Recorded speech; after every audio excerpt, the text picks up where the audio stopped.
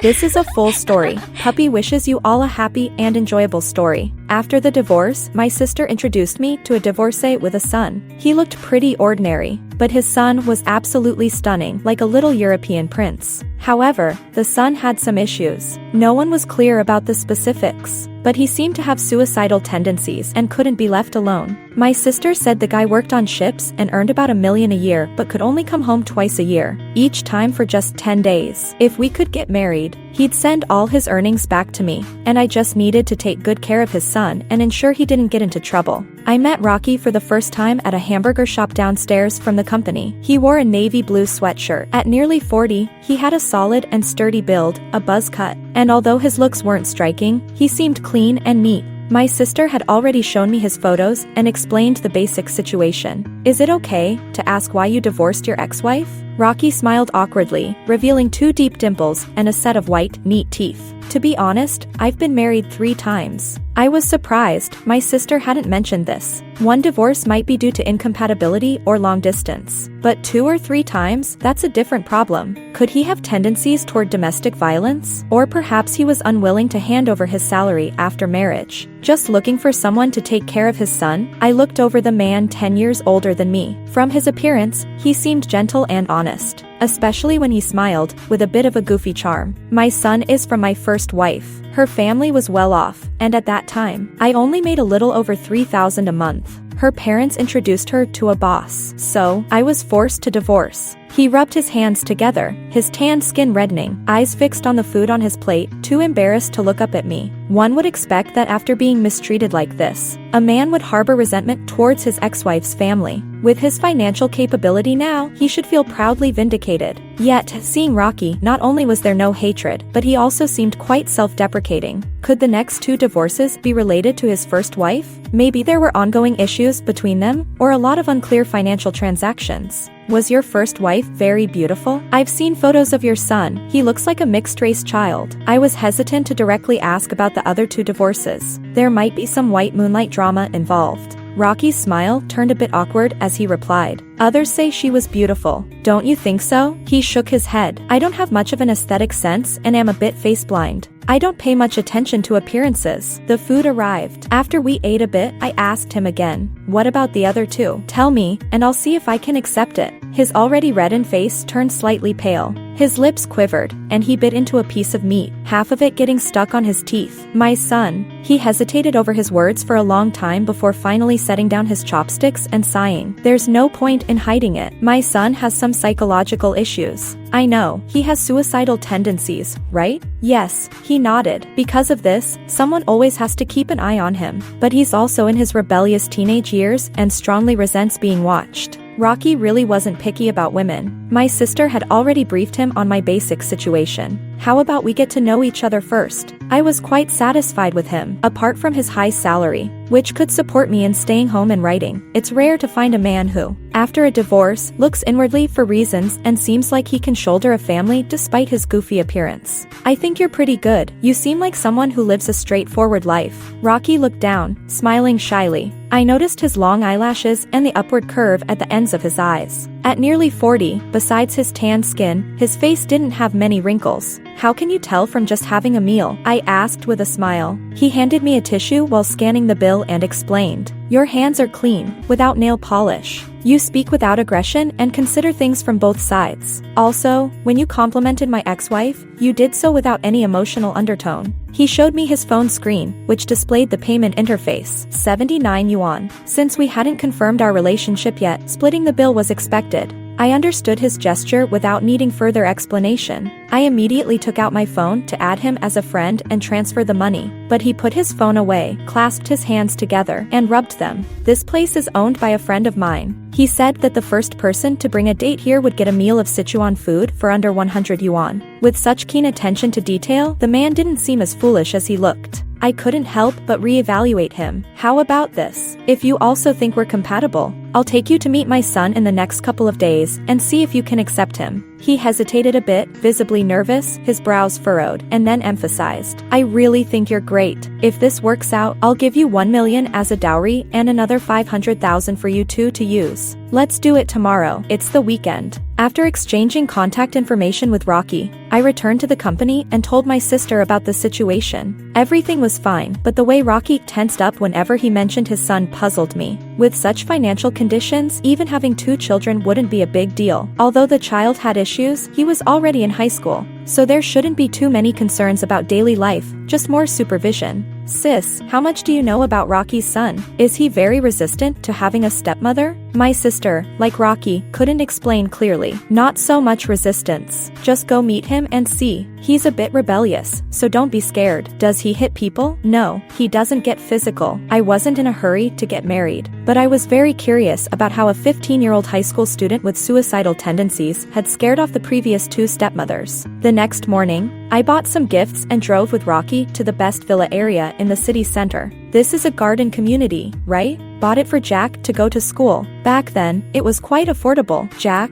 Yes, his grandfather named him. We parked in the villa's private garage, and Rocky led me inside. It's a bit messy. I cleaned up yesterday, but I'm not very thorough. Standing by the entrance hall shoe rack, I changed into the new women's slippers Rocky handed me and scanned the room. It was quite clean, but the things were a bit disorganized. Jack refuses to hire a maid, so you might have to clean up a bit. He only takes care of his own room. High school students have little free time, and it was a rare weekend. At this time, Jack hadn't gotten up yet, so Rocky and I sat on the sofa chatting while I asked him several times about the reasons for Jack's suicidal tendencies. Rocky couldn't clearly explain. Summarized, it was no warning signs, no conflicts, and Jack wouldn't say anything afterwards, so I require him to never lock his room door. I even removed the lock from his bathroom door and installed comprehensive surveillance in the house. He seemed worried I might mind and quickly shook his head, explaining, our rooms don't have surveillance, only his. Even so, I felt a bit uncomfortable. A 15-year-old isn't a child. Living without absolute personal space and under constant surveillance from family is quite stifling. Doesn't he mind? He's quite well behaved. He listens when I remind him. Just as I was pondering what trouble such a well-behaved child could cause, I heard slow footsteps coming from upstairs. Looking up, I saw a boy in a white t-shirt and gray shorts, rubbing his slightly long hair on top of his head, half-opened eyes as he walked down the stairs. Just as in the photos, this child looked exceptionally outstanding. Unlike his father's suntanned skin, he had a cool white complexion and looked very much like a little European prince, except for his eye color. Why hasn't he cut his hair yet? Doesn't he look like a student? I know, I'll take him to get it cut this afternoon. Unlike his nervous and shy demeanor with me, Rocky immediately took on a parental tone when facing his son. Afterward, feeling it inappropriate to lose face for the child in front of me, he quickly forced a smile and introduced, this is your. He paused for a moment. I quickly stepped in, Haley. Just call me Aunt Haley. Aunt Haley. A 15-year-old child is rebellious and might be more resistant to a stepmother. I expected some difficulty, at least a cold shoulder. Instead, Jack was quite polite, looking more composed and generous than Rocky, with his gaze frequently resting on my face. Haley auntie, are you going to marry my dad? At noon, we booked a private room at a hotel. Rocky went to order food while Jack sat across from me, resting his chin on one hand, his eyes lowered as he looked at me. His lashes were long and dense, just like Rocky's. Yeah, we've been talking quite a bit. Today, I mainly want to hear your opinion. I don't agree, but if no one watches me, he can't feel at ease on the boat, so I have to agree. You're quite straightforward, speaking your mind. That's good. You'd better be prepared. This is my home. I won't change my habits just because someone new is moving in. Unlike when Rocky was present, Jack's usual obedient demeanor vanished when Rocky wasn't around. He became sharp and assertive. But could this alone be enough to drive away 2 stepmothers? How did the talk go? Rocky returned, holding 3 bottles of yogurt, one in front of each of us. He looked at Jack and said, your Haley auntie is a nice person. We plan to get married soon. You? Jack looked at me with an enigmatic gaze and offered a somewhat eerie smile. She's nice. There are always people who make wrong choices for money, suffer for them, and then run away. Jack, all right, I won't say more. Jack opened a bottle of yogurt, took a sip, and then handed me the bottle he'd drunk from. Rocky was about to reprimand him for his lack of manners, but I calmly took the open unopened bottle and placed it in front of Rocky, then took the unopened one and took a sip. Jack's provocation was too clear, I didn't have to react. On Monday, a workday, Rocky and I rushed to get our marriage certificate and move into our new home. Actually, Rocky should have already gone to sea, but he had delayed due to not finding someone to look after Jack. Any later would disrupt the fishing season. Most of the time, there's signal on the ship, but there are areas where we can't contact. I'll let you know in advance. Don't worry too much about Jack's other matters. He's fine by himself. Just make sure to check on him every couple of hours, especially at night. If he does anything excessive, let me know. I'll call him and scold him. He still listens. Don't be afraid. On the way to the ship, Rocky meticulously gave instructions. His heavy luggage kept sliding down. I wanted to help, but he waved me off, showing no sign of being a man with $1 million salary. He was as grounded as a struggling dock worker. I've got everything you said noted. Stay safe on the ship. I'll keep a close eye on Jack. Don't worry. As the roar of the large fishing boat grew distant from the coastline, I felt a pang of sympathy. $1 million is not a small amount for people like us earning a $3,000 a month salary, but it's a sum Rocky earns by risking his life at sea year after year. I've seen his wardrobe, just some laborer's clothes, faded and worn, but still used as long as they aren't torn. Jack must notice all this, so even though he's in a rebellious phase, he remains obedient in front of Rocky. But what about after Rocky leaves? On my way back, I found myself pondering this question. As a day student, Jack didn't have evening classes, so when I got home, I saw warm light coming from the second floor. Jack must have come home from school. Just as I opened the door, he walked down from the second floor. Perhaps to get ice water from the fridge, he was holding a transparent water jug. It would have been a normal encounter, but when I saw him for the first time, I was so shocked that I almost turned and fled. Jack was completely naked at home. At 15, he was no longer a child. His build, though still youthful, was tall and straight, almost indistinguishable from a 20-year-old adult male. I'm sorry.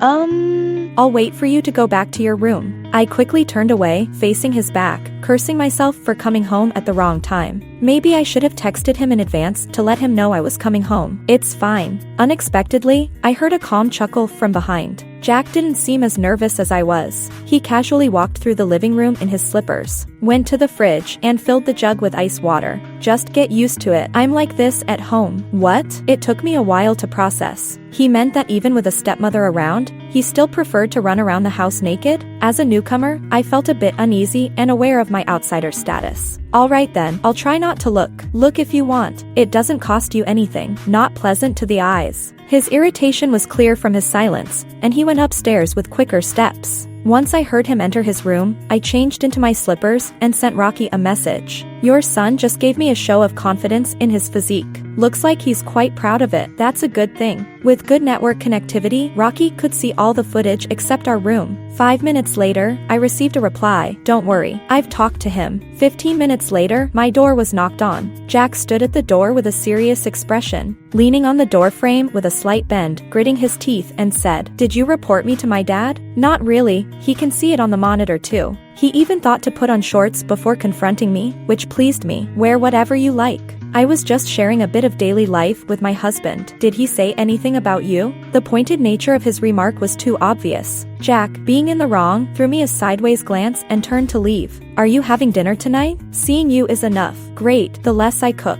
Following Rocky's instructions, I checked on Jack every 2 hours to ensure any issues could be detected in time. Jack clearly wasn't happy about this, but he had promised Rocky not to lock his door, so he had to endure. During the day, he went to school while I set up a classical-style study in an empty room at home and spent my time writing. I sent Rocky photos of the study I had arranged. His hearty laughter came through the sea's roar, carrying the warmth of the sun and the salty sea breeze, which brightened my mood. I've always liked Chinese-style studies. Unfortunately, I haven't had the chance to set one up. When you come back, will you be able to enjoy some tea and incense? Of course. If you need to buy anything heavy, feel free to hire someone or use Jack's help. Don't overexert yourself. His thoughtful instructions were met with my responses, and the signal quality was poor, so we didn't chat much. When I turned around after ending the video call, Jack was standing outside the open study door in his school uniform, leaning against the door frame, and gave me a cold smile before turning and heading back to his room. Do you want to have dinner tonight? I chased after him. He was taking off his school uniform and glanced at me sideways, continuing to undress without a care. It's fine, you can let me starve. I watched him finish removing his school uniform, his hand resting on the only black shorts he had on, hesitating between taking them off or not, finding it oddly amusing. I dare not, the resentment from not dying is heavy enough. What do you want to eat? How about tomato scrambled eggs, minced meat noodles, and a serving of stir-fried meat? There was a flash of surprise in his eyes as he looked at me. Then his expression turned to one of panic. He quickly hid it, and I didn't ask more. These dishes are all his favorites, I asked Rocky in advance. I'm not targeting Jack. On the contrary, I want to please him so we can get along well in the future. But it's clearly not easy. This kid has a high, impenetrable wall inside him. He seems obedient and carefree, but in reality, he's repressed and exclusionary. Like a constantly erupting volcano, unpredictable and explosive. There's a lot of silence between us, and when we speak, it's usually a harsh exchange of words. After dinner, I go back to my room to shower and sleep. Jack always studies until around 2 o'clock. Then curls up on his pure black small bed, sleeping like an abandoned kitten. Thus, we coexisted peacefully for a month or two. Aside from dinner, the high school student needed nothing else from me. With plenty of free time, I considered that he might be tired from classes. So I offered to help with laundry and tidying up his room. He would always look at me with a mixture of disgust and revulsion and say, "If you touch my stuff, I'll throw it away immediately." Since that's the case, I decided to leave him alone and let him tell me if he needed anything. On the first day here, following Rocky's advice, I set an alarm to ring every 2 hours. I used to be woken up by alarms, but this night was different. It wasn't even midnight yet, and I had just fallen into a somewhat restless sleep. In my dreams, I kept hearing faint, horrific screams. At first, I thought I was dreaming, but as I slowly woke up, I realized the sound was coming from the house. Was Jack watching some horror movie to relieve stress? Upon closer listening, I heard some strange gasping noises. I was extremely tired, and if it were a regular kid, I would have gone back to sleep. But Jack was different. I was afraid something might have happened, so I had to get dressed and go out to check. What I saw almost gave me a lifelong psychological scar. Jack's room door was still open, with only a study lamp on. On his computer screen were some extreme and grotesque colored images, with a poor woman screaming in agony. In front of such images, Jack was curled up in his chair, facing away from the door, his feet propped up on the desk, doing something that should not be seen by anyone. He seemed to know I was there, but remained unaffected. I faintly heard a provocative chuckle from his throat. Rocky hadn't given him private space. He had promised not to close the door, so he hadn't closed it even at such times. I was horrified. I should have turned around and left. But my feet felt like they were nailed to the spot and I was paralyzed. It wasn't until almost 10 minutes later that he finished and said without looking back, "Wasn't it less than 2 hours? Did I wake you up?" Your computer's sound is a bit loud." I don't know how I managed to stay calm and talk to him. Encountering something like this should have been mostly embarrassing, but I felt a chill all over because of the videos on his computer. I finally understand why Rocky's previous 2 wives divorced and why he could give up a life of idleness with $1 million annual income. A 15-year-old boy seeking relief through watching extremely violent and gory scenes, finding excitement in such brutality. It's horrifying. In front of me isn't a stepson, but a budding violent criminal, a potential executioner ready to wield the knife at any moment. Why? Do you like watching this kind of thing? He was surprised that I hadn't fled in panic, but it was only for a moment. After pulling up his pants, he turned to look at me, the blush on his face not yet dissipated, adorned with madness. Don't you think there are some people in this world who deserve to be treated this way? It's a pity I can't do it myself, or I would have even harsher methods. The night wind battered the not quite closed window, the howling like the cries of ghosts from hell, making Jack's face, half lit and half shadowed, even more sinister. Your way of venting emotions. I think I can understand it. I never expected myself to have the courage to walk into his room, sit down on the carpet by his bed, and look up at his slightly puzzled eyes. Can you tell me who your targets are? Of course, I'll keep it confidential. Tisk, he sneered, pointing to the camera above my head. Confidential? I have no secrets. He has no right to privacy. For him, every moment is a naked run. You know what? I hate women, all women. He stared at me, the intense venom in his eyes terrifying. His fingers gripping the edge of the table so hard they turned white, biting his teeth with every word emphasized. They all deserve to die. Surrounded surrounded by the surging black emotions. I was momentarily bewildered because he said all, but the pronoun was not you guys, but they. That is to say, I am currently not on his list of deserving to die. Is it because of your biological mother? You think she abandoned you, so you hate her? Did you? I hesitated before asking, were you also abused by your stepmother? This time, Jack did not answer. His deep eyes hid some kind of storm, yet they were calm and deep, not like a teenager. The first time I saw him come downstairs naked, the slender child had a not-so-obvious white scar on his chest, from his shoulder to his abdomen. Now, looking closely, there are many scars on his body. The young have good healing abilities, and they are all just Haley's white, blending with his cold, pale skin. Go back to sleep, you talk so much in the middle of the night. He almost acquiesced, turning his head away from me, his eyelashes drooping to shield his gaze, forming a protective wall. Afraid you might commit suicide. Then stay and sleep with me? No, no, no, even more afraid you might kill me. I hurriedly got up, waved, and left. At the door, I couldn't help but worry. I'm going back. If you want to chat, you can call me. There's no surveillance in my room. Rocky didn't tell me the truth. Or perhaps it's my fault for not digging deeper. So he managed to brush me off with just 2 sentences. There must be more issues between them and the 2 women later on. There's a time difference at sea. When I messaged him, he was still working, and only replied an hour later when he had some free time. Rocky didn't want to bring these things up. It was only under my pressing that he revealed the hidden truths of those years. After his divorce from Jack's mother, Rocky and his child experienced a period of wandering on the streets, sometimes without food. That year Jack was 5 years old. His grandmother had died early, and his grandfather had just passed away. Rocky, alone with his child, helped drive and haul cargo for others. To save on lodging, they basically lived in the car. In winter, the old van leaked wind, and the child fell sick frequently. Unable to do anything else, he decided to take the child to find his grandparents, hoping they could help look after him for the winter. That was Jack's first time seeing his mother and grandparents since he could remember. He was thrilled when he went, picking out his favorite clothes from a pile of old garments and buying a lot of snacks to give them as gifts. Rocky also thought that since the child was so considerate, they would be pleased and perhaps develop a bond, and the child's mother might stay in touch more often. But no one expected what happened. Not only did they drive the 2 of them away, denying that Jack was the child of that woman, but they also trampled all over the gifts Jack had carefully chosen.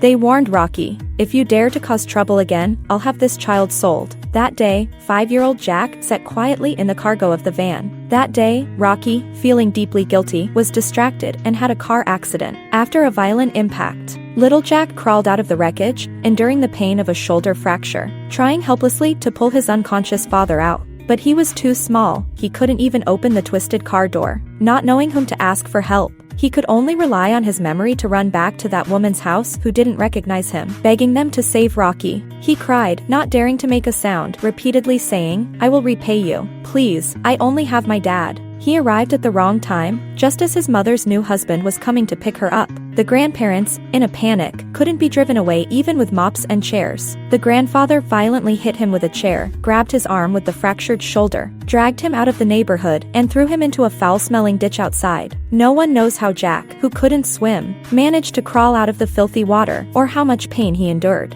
All they know is that he begged everyone he met on the road and finally managed to save Rocky's life. Since then, he never mentioned a mother or a mom again. Later, I made mistakes too. Rocky thought that if someone at home could take care of Jack, he could rent a cheaper house, and mother and child could stay in the rental, rather than living in the car with him. Young Rocky was as clean and likable as Jack. Someone introduced him to a woman who had returned from a big city, and he agreed without thinking. Did she abuse Jack? I saw many old injuries on him. Yes, Jack never told me. Jack was just in elementary school. He didn't understand what marriage meant, only knowing that when Rocky came home, there was always a hot meal waiting, and he wouldn't have to worry about him. She was one way in front of me and another way in front of the child, but I didn't notice it at the time, until Jack was severely injured and bleeding, running to the neighbors for help, and was sent to the hospital by the neighbor. Only then did I find out that she had been discovered selling meat in the big city and couldn't get married when she came back.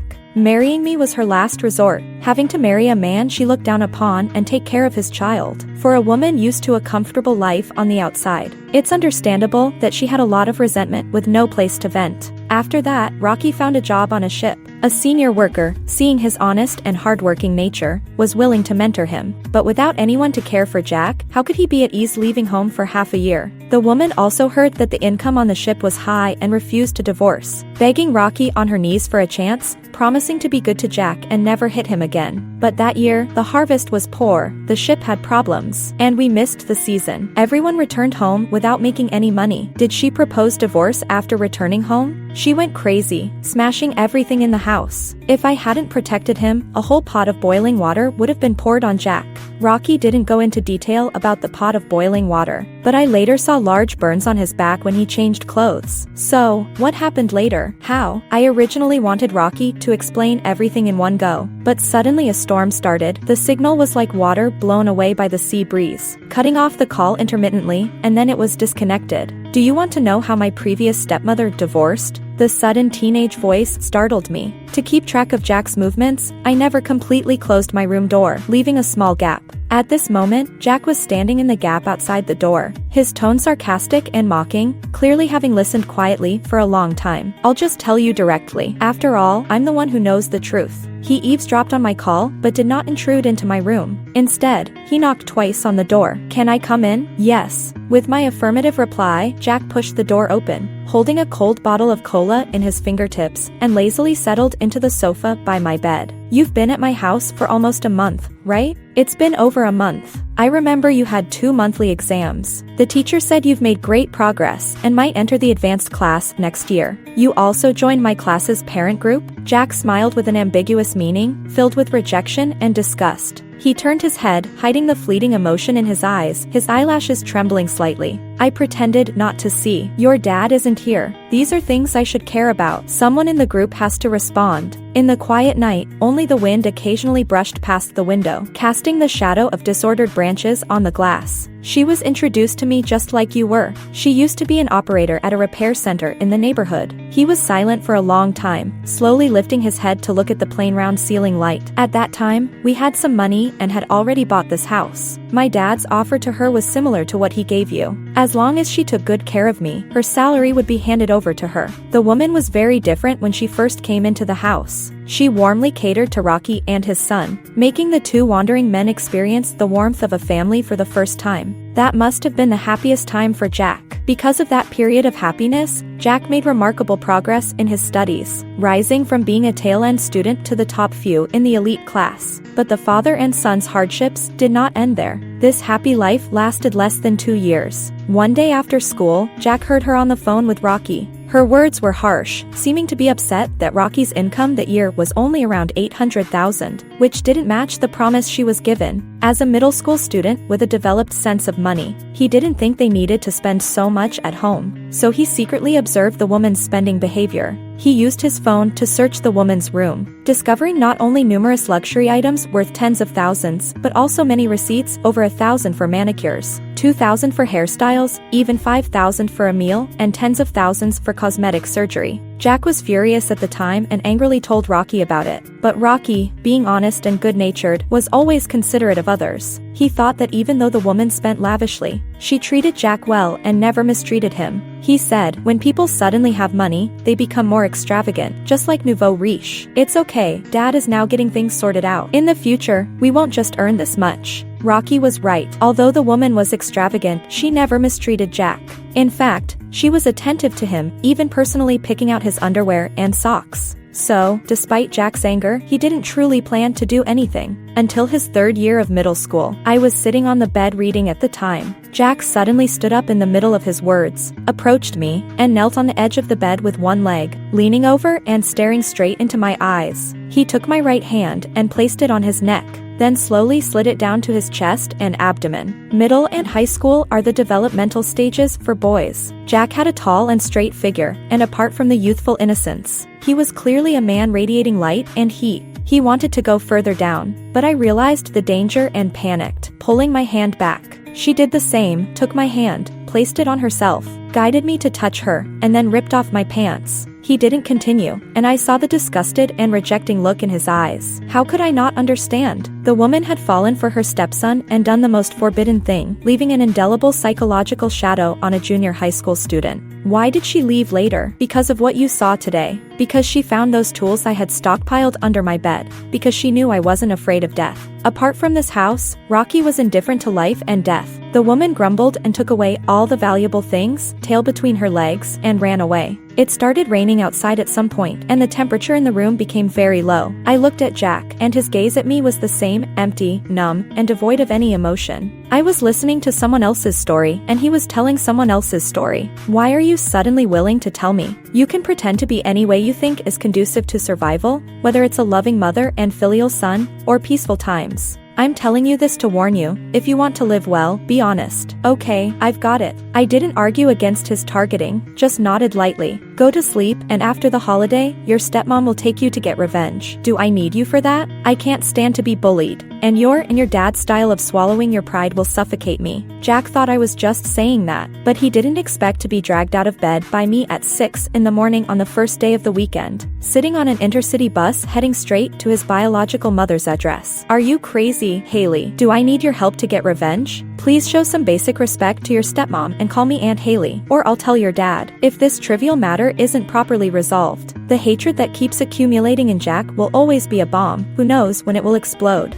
Two big men being bullied like this, really something. Galaxy Beauty Company, run by Bame, Jack's mother's new husband, specializes in health supplements and low-end skincare products. Despite its small size, the company makes a considerable profit each year, exploiting customers, employees, and suppliers, and is mired in lawsuits. I took Jack straight to Bame's rival company, demanding to see their boss. Small business owners are usually at the company except for social events. I sent him several pieces of information I had gathered overnight, in exchange for Bame's and Jack's mother's contact details. Jack was completely clueless until I messaged his mother on the intercity bus back to town. He then rubbed his newly grown hair and asked, "How did you find out about all this?" We in HR have our own inquiry system. With just a photo and a name, it's possible to find a wealth of useful information in various HR groups. Such companies always keep backup files on employees when they leave, ensuring they can get their final wages. Fortunately, I obtained not only chat screenshots of Bame manipulating suppliers and customers, but also explicit photos of him and his mistress in the office.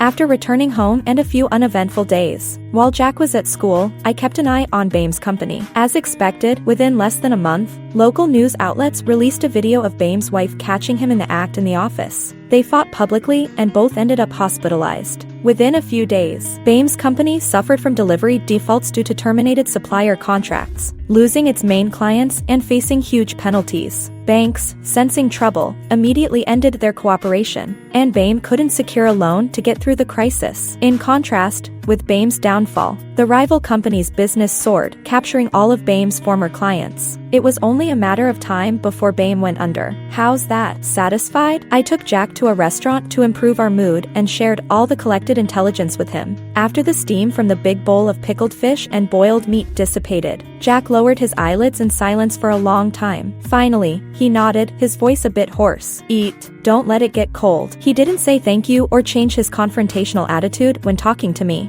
But at home, he started wearing loose loungewear instead of just shorts. You don't need me to get information on your two stepmothers from your dad, right? Send it to me. What are you planning now? I'm just bored, looking for some excitement. It was clear that Jack still harbored resentment, even though the events had passed. He seemed to find me annoying on the surface, yet at night, he sent me all the information about the two women. Jack's first stepmother didn't need any retaliation. I had a video taken and sent it to him, a dim, damp room of less than 30 square meters. The 40-year-old woman looked like she was in her 50s, sitting on the bed, forcing a smile and striking a seductive pose. The person filming asked, "How much?" She said, 40. Are you crazy? I've been treated really. 30 is fine, just don't leave too soon. The bed in the woman's room was in a state of disarray, and it looked nothing like someone who had recovered from illness. Even through the screen, one could almost smell the nauseating stench in the room. In the end, she paid the price for her choices, following a path that seemed sweet but was actually filled with broken glass. Jack, do you believe in retribution? I looked at Jack, lying by the riverbank, his eyes vacant and confused. He moved his lips, but didn't answer,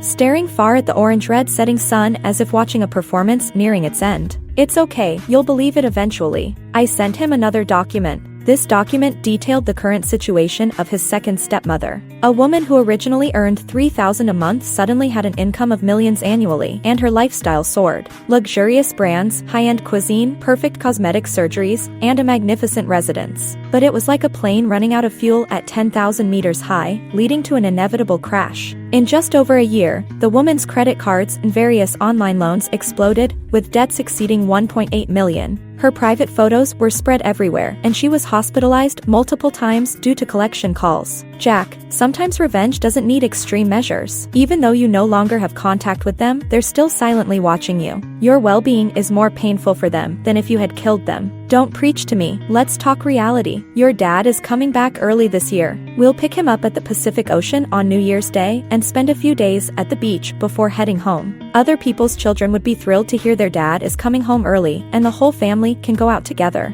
Jack, however, appeared distressed, simply muttering an agreement, barely eating dinner. Not just him. When I video called Rocky at night, the man on the other end also forced a smile, looking like an old boat washed by the sea, weakly frowning. His words laced with careful appeasement. How long can you rest this time? Maybe, quite a while, until the new year. He cleared his throat, his eyes slightly red, though it was less noticeable on his tanned skin. The smile he forced was more painful to see than a cry. What's wrong? Nothing. Who's giving me trouble on the ship? It's just a bit rough with the wind and waves. Then it's settled. Jack and I will come to the sea to pick you up on New Year's Day. Okay.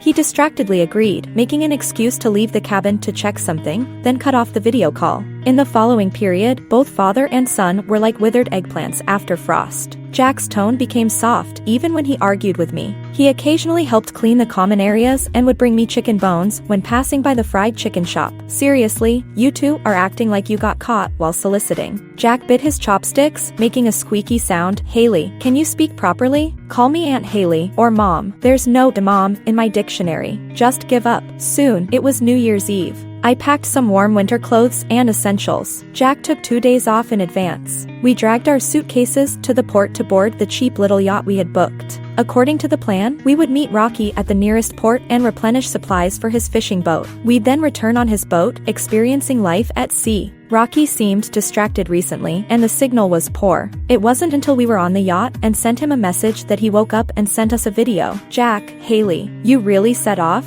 Yes, we're on the yacht now. Did you forget that we agreed to meet you at sea? I waved at Rocky through the video with Jack. Rocky forced a smile and wiped his face. Why don't you take a tour and then return on the yacht? Life on a fishing boat is tough, I'm afraid. This trip is about experiencing the tough life, right, Jack? I patted Jack's shoulder, ignoring his eye roll, and continued to Rocky. The kid wants to see his dad, and I want to see my husband. What's there to be afraid of?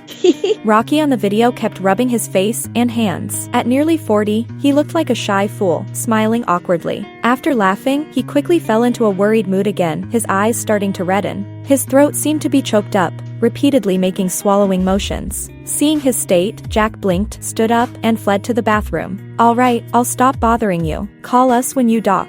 The winter sea breeze was salty and cool. 3 days later, we finally met Rocky at the small port. He was wearing a dark green raincoat and took us to the nearest restaurant for grilled fish. When it was time to board the boat, he took off his raincoat for me and fastened it carefully. It's windy outside, and the umbrella won't hold. Don't get wet and catch a cold. It's only a short walk. Besides, why aren't you too afraid of catching a cold? We're tough, we won't get cold. Rocky, who was about 10 years older than me, took care of me more attentively than Jack.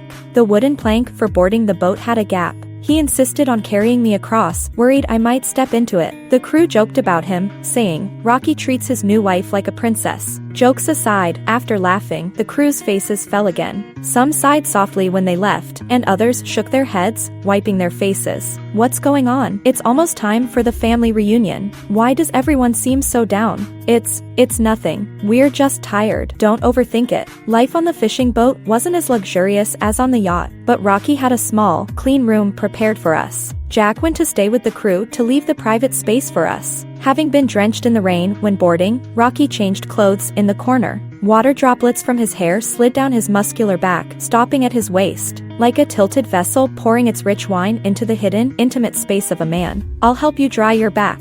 I stood up, took the towel from him, and rubbed his back. At that moment, I saw the old, healed burn scars and countless small scars on his back. The heat emanating from his body carried a reassuring scent. I stroked the scars and asked, was it very painful back then? No, it was all right. Unlike Jack, Rocky seemed to endure everything without complaint, silently living a restless life. All right, you rest first. I'll finish up and be right back.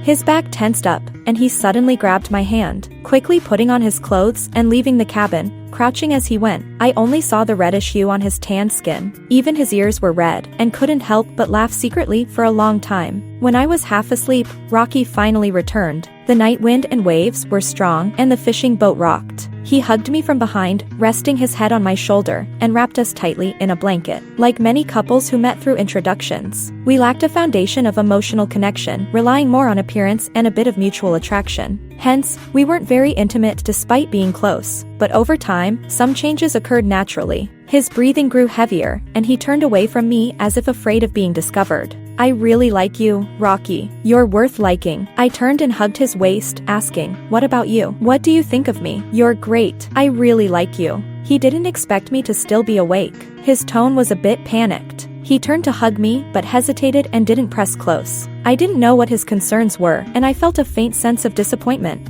I'm not overly desire-driven, but I do care about whether I'm attractive to my husband. Rocky's body was fine, but his reluctance to be intimate was a huge blow to me. We had both been divorced and were not young girls who needed to guard their chastity. Even if we were, we are now legally married. Sleep now. I kissed the corner of his mouth, forced a bitter smile, turned over, and said nothing more. Rocky, wake up and take a look. The waves are rising. Near the national border, everyone thought they could safely return home for the reunion. But something unexpected happened in the early morning. The fishing boat was lifted high by the waves, and the sound of the wind and waves outside was like the wailing of thousands of ghosts. Stay inside and don't go out. Rocky quickly wrapped himself in his clothes and went to assess the situation. Inside, I was being tossed around, and I could feel the danger, but I couldn't help. I could only silently hope that nothing serious would happen. I didn't hear about any storm tonight. I don't know. There might be something below the boat. Be careful. Tie up the ropes. Hurry and secure the cabin. The waves are coming. Outside, the crew's heart-wrenching shouts accompanied the boat's rise and fall in the big waves. Sometimes clear, sometimes muffled. Suddenly, there was a loud bang of metal colliding. I heard someone shout, "Damn it!" The cargo hold door was knocked open. Jack, didn't you lock it? Hurry, save the cargo hold. That's all our harvest. Shut up. Who has the hands free? When we boarded the boat, Rocky had shown Jack and me where the cargo hold door was. I pushed open the small door and saw Jack tying ropes on himself, preparing to go out and close the cargo hold door. Give me the rope. I'll go. What are you messing up for? Ignoring his grim expression, I snatched the rope and tied it around myself. You can help me control the length of the rope from this end. Jack couldn't argue with me and had no time for a debate. I grabbed a lock from the wall, turned, and plunged into the wind and waves. Haley, Rocky, steering the boat above, saw me come out in just a thin shirt and was so frightened he almost lost his mind, shouting, "Jack, pull your mom back. Don't listen to him. Let out the rope." Fortunately, Jack knew my temperament and obediently managed the rope from his end, inching me closer to the cargo hold door. The fishing boat in the waves was like a madman. Even if I held on tightly, I ended up with bruises. In the urgency, I didn't even feel the pain as I fought to close the door against various strange marine goods and lock it. "All right, pull me." Just as I was about to let Jack pull me back, the situation took a turn for the worse. A giant wave slammed over, engulfing the entire fishing boat. Such force made it impossible for Jack to hold the rope. I was swept off the deck and overboard. "Mom." In the covering of seawater, I heard Jack's desperate scream. Did I hear wrong? That guy doesn't have a mom in his dictionary. I gave a wry smile and took it as him calling me. Holding tightly onto the rope around my waist, I gripped the railing of the boat and responded, "I'm fine. You take care of yourself first. Don't get thrown out." Fortunately, after a wave, there was a moment of respite. Jack pulled the rope hard, bringing me back onto the deck from the side. Crew members who had finished their tasks came to help and soon pulled me back into the cabin. When the boat finally passed the waves, Rocky came down from above, stumbling, and hugged me tightly, as if he wanted to crush my bones. I could feel the trembling of the man and his icy hands, but warmth fell onto my shoulder when his head rested there. Do you know that falling in this situation means you can't be recovered? All right, I'm fine, aren't I? This time, it's really thanks to Rocky's wife. That's us, originally, this trip. Shut up, Jack, can't you ever learn? How many times do I have to remind you to lock the door? After the storm calmed, no one could sleep. 1/3 of the cargo was lost, and some crew members wiped their faces, looking as if they were about to cry. Rocky sat next to me, his head lowered. One hand held me tightly, his eyelashes drooping to shield his inner emotions, though they couldn't hide the faint redness outside. Jack buried his head in his arms. I poked his shoulder and teased, "Did someone call a mom outside? Was it you?" He turned his back to me, remaining silent. "Say it again, I don't mind if you call me old. Hurry up, I'm going to take a nap after this. Are you waiting for your dad to find you a younger and prettier stepmother?" Mom, is that enough, Haley? If you say more, I'll tear up your study when we get home. The awkward young man finally couldn't take it anymore. He lifted his head from his arm and glared at me angrily, but the redness around his eyes on his pale skin was like the dawn sky, giving no real threat. He looked more like a pitiful puppy. I laughed, and the entire cabin echoed with laughter. When we reached the port and disembarked, Rocky and the crew went to handle the cargo and accounts, while Jack and I went to book a guest house first. As night approached, Rocky finally arrived, carrying heavy luggage, holding his phone for navigation, and riding a shared bike. Seeing him so exhausted, I quickly helped him with the luggage along with Jack. "Why didn't you take a cab?" He clasped my hand in his and handed the luggage to Jack, casually saying, "It's not far. Taking a cab would mean waiting." Even a fool could see he was saving money. The excuse was plausible, and I didn't bother to call him out. "Let's rest and have dinner. I've ordered takeout, too lazy to go out." "Okay." The night was very quiet here, with the sound of the waves just right, creating a sense of inner peace. The guest house room played some light music. I was wrapped in a blanket, writing on my phone. Rocky took a long shower. When he came out, he was wrapped in steam, his brow furrowed, and his muscles hadn't relaxed. "You seem upset. What's wrong?" He walked to the bed. I sat up, wrapped my arms around his waist, and rubbed my face against his firm abs. "Stop." He gently lifted my chin and pushed me away. "I need to talk to you." Seeing his serious expression, I felt tense. "Actually, this time we went out to sea." He sat on the edge of the bed, head lowered, swallowing hard as if something was stuck in his throat. "It's just, this time, we might not have earned much." His eyes reddened again, and his long, rough fingers twisted together until they turned white, like a prisoner confessing his crimes. "I know. You returned early, and you lost quite a bit of fish on the way. It's definitely less than before." "It's not just less. This time, we only made about 50 to 60,000. He seemed like a panicked bird trapped by hunters, on edge and walking on thin ice. Suddenly, he turned and tightly grasped my wrist. "Haley, I promise it's just this time. Next year will be better. The beginning of the year will be as profitable as before. I won't break the promises I made to you." On the wedding day, Rocky gave me $1.5 million and promised that there would be $1 million every year for me to manage, as long as I took good care of Jack. I looked at the man in front of me, his anxiety and nervousness, his cautious demeanor. I thought of his wardrobe full of cheap clothes and how he would rather suffer the trouble of carrying heavy luggage and riding a shared bike to save a few dollars on a cab. "Rocky, do you know how long $1.5 million lasts for an ordinary family?" I know. He didn't know. His hands were shaking. He couldn't hold on to me any longer. He even lowered his head, burying it in his hands. He desperately needed that $1 million annual salary. He wanted to use the money to hold on to a relationship, to keep a family. I seemed to hear his inner cry of despair. 10 years. His back stiffened. "With normal expenses, it can last 10 years, I said. "What are you worried about? Even if the income for this half year is only 50 to 60,000, it's still a normal income for an ordinary family." I hugged him, wrapping his trembling and tense body in my arms. "You've done your best. Jack is also working hard. He's top of his class every month. You've given me a very secure home." Suddenly, there was a hurried, chaotic sound of footsteps outside the room. I guessed it was Jack eavesdropping at the door. He knew Rocky would talk to me about the income. When Rocky wanted to return home early, he wasn't very happy. He must have been worried about money. "Haley, will you leave?" Rocky still hadn't relaxed, but his eyes had a glimmer of hope, looking at me cautiously. I cupped his face, looking at the man worn by time. He must have been quite handsome when he was young. Now, he's just a bit darker, with some scars and marks of time. "Rocky, Don't use money to buy affection, and don't try to exchange money for a family. I like you. I see all your hard work and effort. If I didn't like you, or if you mistreated me on purpose, even if you gave me 1 million every year, I wouldn't stay. Haley. The sea breeze at night was strong and cold, but the person next to me was like a furnace. The fullness and sense of security in the embrace was captivating. Time had taken away Rocky's sunshine, but he himself radiated brilliance. After being washed by the sea, he was as heavy as a gem. After a night of wind and rain, he seemed to know nothing about exhaustion. Before falling asleep, I drowsily complained, "I thought you didn't care about me and didn't want to touch me. How could that be? I've always wanted to. On the boat, you ran away faster than a rabbit, afraid I would eat you." The man remained silent for a long time. Just when I thought he wouldn't respond and was about to fall asleep, a faint sigh came to my ear. "I didn't earn any money. I thought you would leave, and I didn't want you to feel like you were at a loss." Fool. Extra story 1. The two of us were so crazy at night that we woke up just before the afternoon of the next day. I suddenly sat up, startling Rocky next to me. "What's wrong? It's 3 o'clock.